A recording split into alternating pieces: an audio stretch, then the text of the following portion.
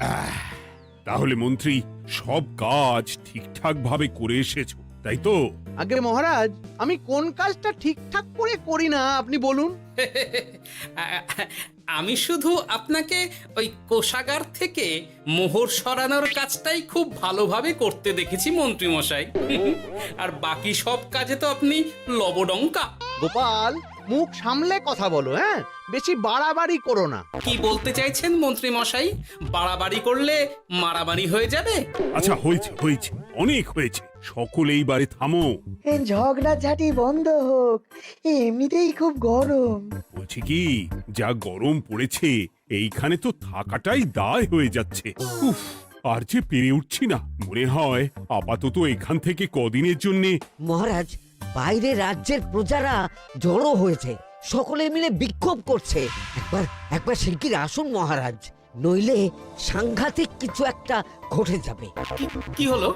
আবারও কোনো সমস্যা হলো নাকি? আমাদের রাজ্যের প্রজারা তো যথেষ্ট বোঝদার, তারা তো এমনি এমনি ঝামেলা ঝঞ্ঝাট সৃষ্টি করার মানুষ নয়। গোপাল, চলো গিয়ে দেখি।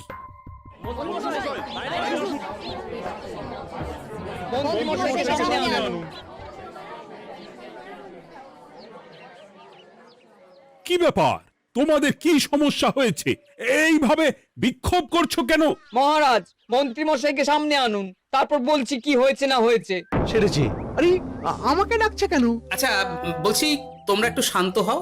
আমি বুঝতে পারছি তোমরা কিছু একটা কারণে খুবই অসন্তুষ্ট হয়েছো, তাই সেই জন্য বলছি আগে শান্ত হও, তারপর বলো মন্ত্রী মশাইকে কেন খুঁজছো, উনি কি করেছেন? গোপাল দাদা, তুমি তো জানোই রাজ্যে যা গরম পড়েছে, তার জন্য খাল বিল পুকুর নদী নালা একেবারে শুকিয়ে গেছে, চারিদিকে জলের হাহাকার। হ্যাঁ হ্যাঁ, সে তো জানি। গত সপ্তাহে এই সমস্যার কথা জানিয়ে মহারাজকে অনুরোধ করে গিয়েছিলাম যে রাজ্যের বাঁধটা যাতে খুলে দেওয়া হয়। কেন? আমি তো তোমাদের কথা রেখেছি। আমি তো দুদিন আগেই মন্ত্রীকে পর্যাপ্ত পরিমাণে মোহর দিয়ে বাঁধ খোলার কাজে পাঠিয়েছিলাম। কেন, উনি কি বাঁধ খোলেননি? সেইটা ওনাকেই জিজ্ঞাসা করুন। গত দুদিনে উনি তো বাঁধ খুলতে আসেনি, উপরন্তু আমরা ওনাকে ডাকতে গেলে উনি আমাদেরকে তাড়িয়ে দিয়েছেন। সে কি, এ তো ভারী অন্যায়। দুদিন ধরে অপেক্ষা করে আর না থাকতে পেরে আজকে আমরা এখানে এসেছি। এই অবস্থায় আমরা কি করব? যদি আমাদেরকে আমাদের রাজ্য সাহায্য না করে, তাহলে কোথায় যাব আমরা? ছি ছি ছি, আমি তো ভাবতেই পারছি না। মন্ত্রী, এই মন্ত্রী! মহারাজ, মন্ত্রী মশাইয়ের ব্যাপারটা পরে দেখে নিচ্ছি, আগে এদেরকে শান্ত করেই চলুন। মনে রাখবেন, প্রজারা একবার বিপক্ষে চলে গেলে কিন্তু খুব মুশকিল হয়ে যাবে। শোনো সকলে, তোমরা আজকের দিনটা একটু কষ্ট করো। আমি আমি কথা দিচ্ছি, কাল সকাল হলেই বাঁধ খোলার ব্যবস্থা করব, ঠিক আছে? ঠিক কথা বলেছো তো গোপাল দাদা। দাদা বলে যখন ডাকো, তখন দেখো এই দাদা তার ভাইদের কিছুতেই নিরাশ করবে না। শুধু আজকের দিনটা একটু চেয়ে নিচ্ছি, ব্যাস। ঠিক আছে, আজকে আমরা চলে যাচ্ছি, কিন্তু কালকে কিছু না হলেই। কোনো কিন্তুরই জায়গায় নেই পুঁটির বাবা। আর তোমরা আর রাগ করো না। চিন্তা করো না, সকাল হলেই সাঙ্গ পাঙ্গ নিয়ে আমি বাঁধ খোলার কাজে নেমে যাব।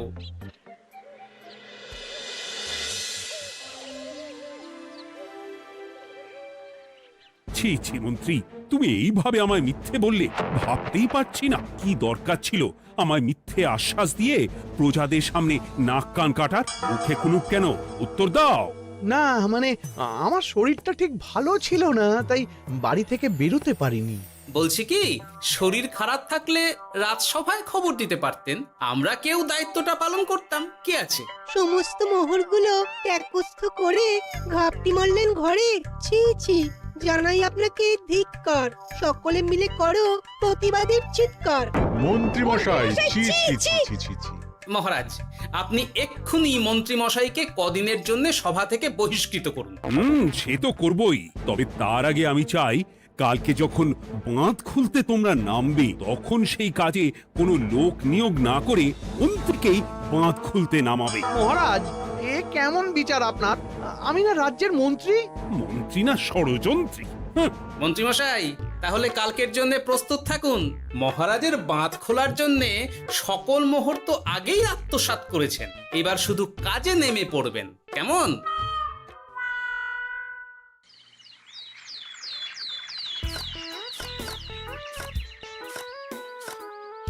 ওহ গোপাল, এইবারে ছেড়ে দাও, আর পাচ্ছি না। এত সহজে হাল ছাড়লে হবে বলুন? এই কে আছো? ওই শাবল কোদালগুলো দাও, আমি এদিকটায় খুঁচিয়ে দিই। এই সভাকবি, বিজ্ঞানী, এসো এসো এসো, হাত লাগাও। সবে মিলে করি কাজ, বাঁধ খোলা হবে আজ। বাঁধ খোলা হবে আজ, মন দিয়ে করো কাজ। একদম, হাত লাগাও, জোর লাগাও। গোপাল দাদা, সভাকবি, বিজ্ঞানী দাদা আর আর বাকি দাদা ভাইরা আসুন আসুন, সকলে একটু শরবত খান। আমাকেও একটু শরবত দাও। মোহরগুলো খেয়েও তৃষ্ণা মেটেনি বুঝি? হুম হুম। বাঁধ এক্ষুনি খুলবে, প্রজাদের সব জ্বালা জুড়বে। বাঁধ খুলে গেছে। আমাকে বাঁচাও, আমাকে বাঁচাও। কোনো সময় ভুল করলে নিজেই সেই ভুল শুধরে আবার ফিরতে হয়। আপনিও তাই করুন মন্ত্রী মশাই, নিজে নিজেই উঠে আসুন। চলো সকলে। গোপাল, তুমি তোমার সাথীদের নিয়ে যা করলে সত্যি ভাবাই যায় না। মহারাজ, নিজেদের রাজ্যের সমস্যায় নিজেরাই কোমর বেঁধে নেমে সমস্যার সমাধান করেছি, পরিস্থিতি মোকাবিলা করেছি। এর জন্যে আপনি এমন করে বলবেন না। ওহ, তোমরা না থাকলে যে কি হতো। মহারাজ, আমরা আছি তো, এত ভাববেন না আপনি। আপনি বরং আমাদের সকলের জন্য কিছু খাবারের ব্যবস্থা করুন, খুব খিদে পেয়ে গেছে। হ্যাঁ, নিশ্চয়ই নিশ্চয়ই। তোমরা সকলে ভিতরে এসো, হাত পা ধুয়ে নাও। ততক্ষণে আমি রানীকে আহারের ব্যবস্থা করতে বলছি।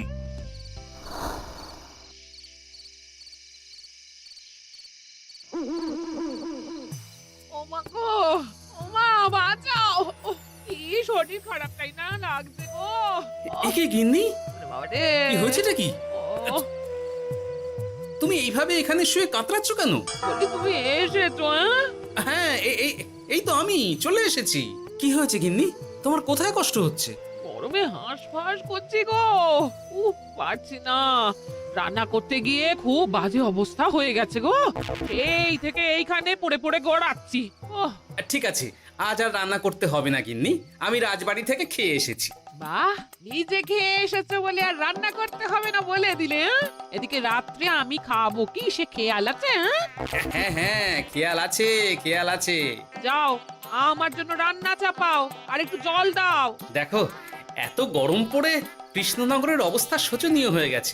বয়স্ক লোকেরা কোনো কাজই করতে পারছে না। সত্যি তো, এই গরমে রান্না করাটা খুবই কঠিন গিন্নি। কি বললে? আমি বয়স্ক লোক? আমার বয়স হয়ে গেছে, তাহলে নিজে কি? এই না না গিন্নি, আমি তোমায় কিছু বলিনি। আমি গোটা কৃষ্ণনগরের সাধারণ বয়স্কাদের উদ্দেশ্যেই কথাটা বললাম। তোমার তো বয়স হয়েছে বলে মনেই হয় না গিন্নি। ও তাই বলো?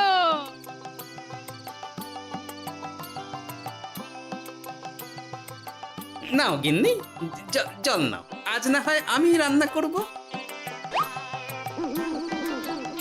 হে ভগবান, মুখের একটু লাগাম দাও। এইভাবে যখন তখন সত্যি কথা বলিও না।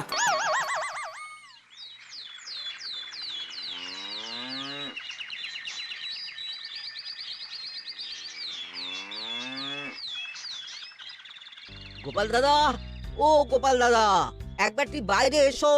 মহারাজ জরুরি তলব করেছেন। আবার কি হলো? গোপাল দাদা, গিন্নি, একবার ও বাইরে গোপাল গিয়ে দাদা। দেখে আসি, বুঝলে? পেয়াদা এসে অনেকক্ষণ থেকে ডাকছে। গোপাল দাদা, আচ্ছা, গিয়ে গোপাল দেখো। দাদা, ও গোপাল দাদা, গোপাল দাদা, ও গোপাল দাদা। আরে তুমি এক্ষুনি একবার প্রাসাদে চলো, রানীমার খুব শরীর খারাপ করেছে। মহারাজ তোমাকে খবর দিতে বললেন। ঠিক আছে, তুমি যাও, আমি আসছি।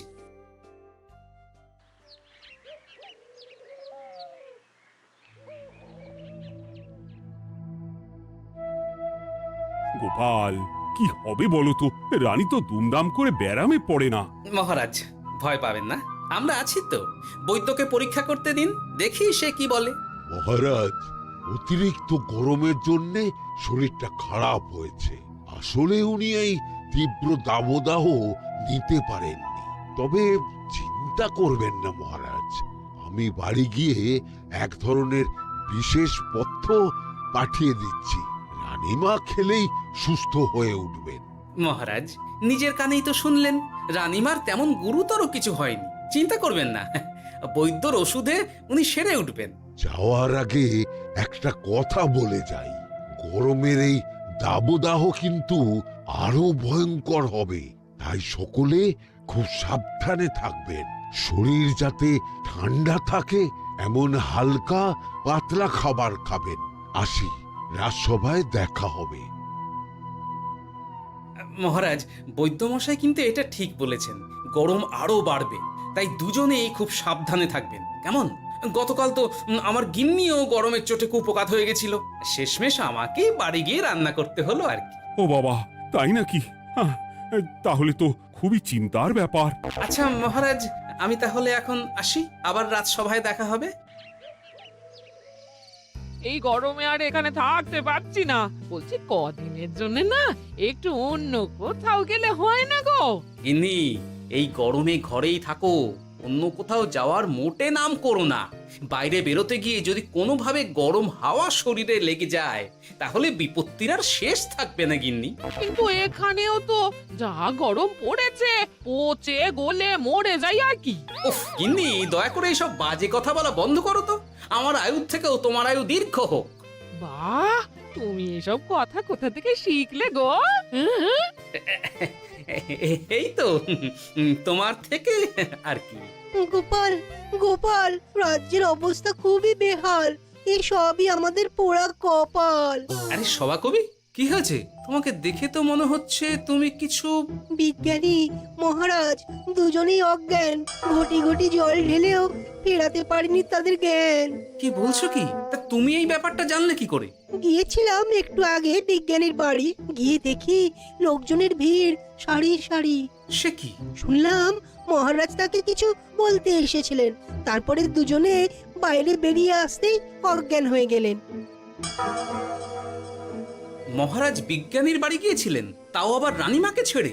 রাজবৈদ্য কত করে বললেন এই সময় যখন তখন ঘরের বাইরে বেরোবেন না, কে শোনে কার কথা?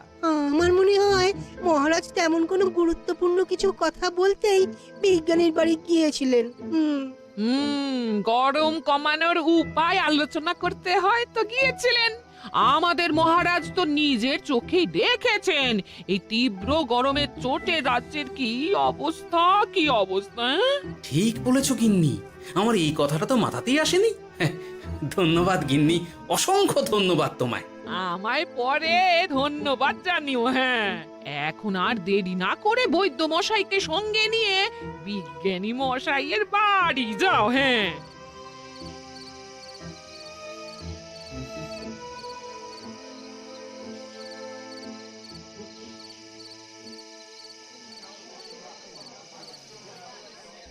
কি বুঝছেন বৈদ্যমশাই? খুব একটা ভালো কিছু বুঝছি না গোপাল। দেখো, সত্যি বলতে ওই কৃষ্ণনগরের অবস্থা খুবই বাজে, তাই এখানকার মানুষেরা একে একে অসুস্থ হয়ে পড়ছে। বাইরের অবস্থাটাও তো ভালো নয়, বুঝতেই পারছো। এখন সান্ধ্যকালীন হাওয়াতেও গরমের তাত রয়েছে। দেখুন, রাজ্যের যা অবস্থা তাতে যদি রাজ্যের মাথা থেকে সমস্ত প্রশাসনিক প্রধানরাই অসুস্থ হয়ে পড়েন তাহলে তো ভীষণ বিপদ। সে তো বটেই, এই জন্যেই আমি বলি কি, মহারাজ সহ সকল সভাসদেরা এই রাজ্য ছেড়ে কদিনের জন্য পাহাড়ি কোনো এক জায়গায় গিয়ে থাকুন, পরিবার নিয়েই যান। দেখুন, আগে নিজেরা বাঁচলে তবে তো রাজ্যবাসীকে ভালো রাখতে পারবেন, তাই না? কথাটা কিন্তু মন্দ বলেনি বৈদ্য। গোপাল, এই গোপাল, তুমি পাহাড়ে যাওয়ার ব্যবস্থা করো। এইখানে আর কিছুদিন থাকলে মরেই যাব। হ্যাঁ গোপাল, আমারও তাই মত। এক্ষুনি যা শরীরে ক্লান্তি এসেছে, আর কদিন এইখানে থাকলে মরেই যাব। মহারাজের অনুরোধে গরম কমানোর কোনো ব্যবস্থাও তো করতে পারলাম না, বাইরে বেরোনো মাত্রই দুজনে মূর্ছা গেলাম। বাবা, ঠিক আছে, বুঝেছি। মহারাজ, আপনি আর এই ব্যাপারটা নিয়ে বেশি ভাববেন না। বিজ্ঞানী, তুমিও আর বেশি কথা বলো না। আমি পাহাড়ে যাওয়ার ব্যবস্থা করছি। আমরা রাজসভা সকলে সপরিবারে যাব। অনেক কাজ হয়েছে, এখন কিছুদিন আমাদের বিশ্রাম দরকার।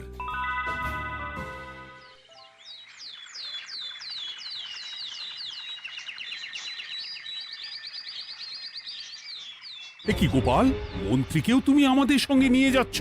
আহ, তুমি কি সব ভুলে গেছো? মহারাজ, আপনি খামোখা উত্তেজিত হবেন না।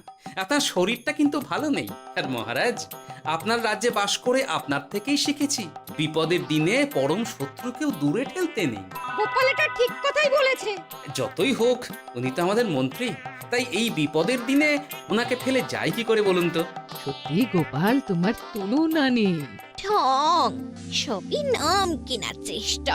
গোপাল, চলো এইবারে রওনা দিই। বলছি, খাবার দাবার আর জলের কলসিগুলো উঠেছ তো? হ্যাঁ, খাবারের পাত্রগুলো আপনার জিম্মায় থাকবে, আর জলের কলসিগুলো আমি সামলাবো।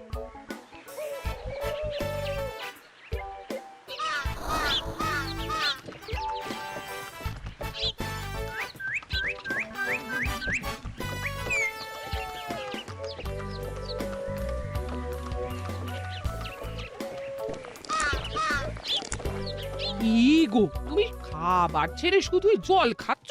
ওদিকে মন্ত্রী মশাই যে সব খাবার একাই সাবার করে দিলে না? ভালোই তো, থাক না। এরপরে বড় বাইরে যেতে হলে বুঝবে। আমি তো ওই জন্যই নিজের জিম্মায় শুধুমাত্র জল নিয়েছি। দেখো, জল খেলে ছোট বাইরে যাওয়ার দরকার হলে চলে যেতে পারবো, কিন্তু বড় বাইরে যাওয়ার দরকার হলে তো যেখানে সেখানে যেতে পারবো না। তাই জলই সই। কিন্তু সবার জল যদি তুমি একাই শেষ করে দিলে তাহলে? এই রে, এটা তো ঠিক বলেছো গিন্নি। পথে ঘাটে কোনো পানীয় জলের পুকুর বা কুয়ো দেখলে জল ভরে নিতে হবে, বুঝলে?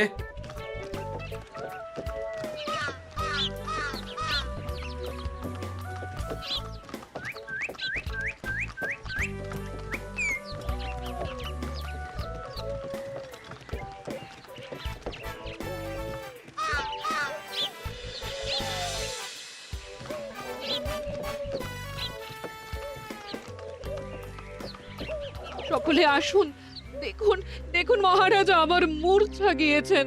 আসুন। সে কি, কৃষ্ণনগর পেরিয়ে এসেছি, এখন এই অচেনা অজানা জায়গায় এসে মূর্ছা গেলেন? গিনি, চলো তো শিগগির গিয়ে দেখি। কেউ ঘাবড়াবেন না, মহারাজের শরীরটা আসলে খুব দুর্বল ছিল তো, তাই মূর্ছা গিয়েছেন। তবে চিন্তার কিছু নেই, আমি এক ধরনের পথ্য দিচ্ছি, এটা খেলেই উনি আবার সুস্থ হয়ে যাবেন। ঠিক আছে বৈদ্য মশাই, আপনি তাহলে যত তাড়াতাড়ি সম্ভব পথ্যটা তৈরি করুন।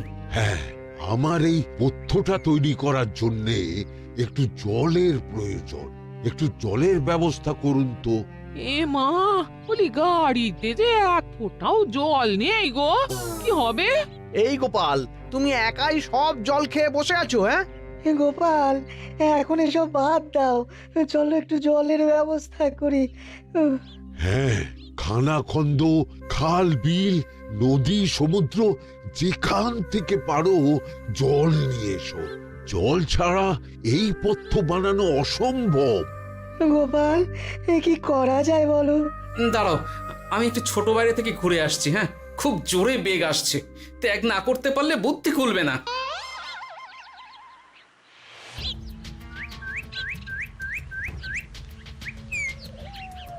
ওদিকে একটা পাত কুয়ো দেখতে পাচ্ছি মনে হচ্ছে।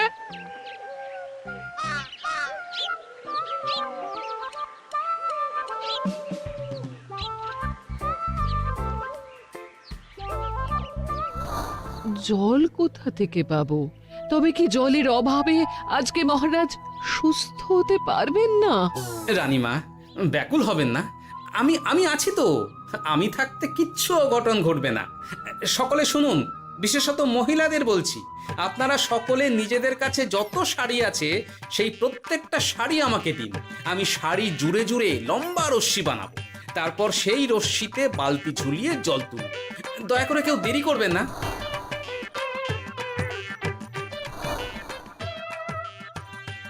এই নাও আমার 5খানা শাড়ি। হ্যাঁ, এই নাও আমার 10খানা শাড়ি। আমি বাবা আমার লতা পাতা মিনি করা শাড়িগুলো দেব না। যা পারো করো, আমি বড় বাইরেতে যাচ্ছি। ওমা, বিপদের দিনে শাড়ি দেবে না? গায়ের জোরে নিয়ে আসবো। হ্যাঁ,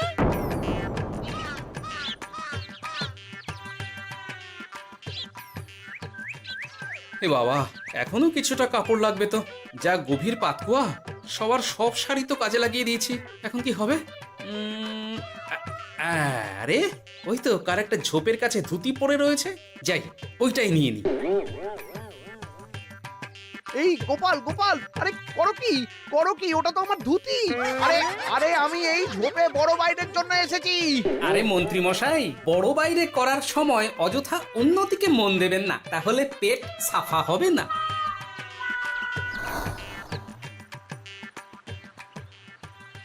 গোপাল, তুমি ছিলে বলে এই যাত্রাতে রক্ষা পেলাম। ভগবান তোমাদের অনেক অনেক মঙ্গল করুক। এই দেখো না, ওরা না আমার লতা পাতা আঁকা শাড়িগুলো নিয়ে নিয়েছে। এই, দূর তোমার শাড়ির লতা পাতা, আমি নিজেই জড়িয়েছি বড় বড় ঘাস পাতা।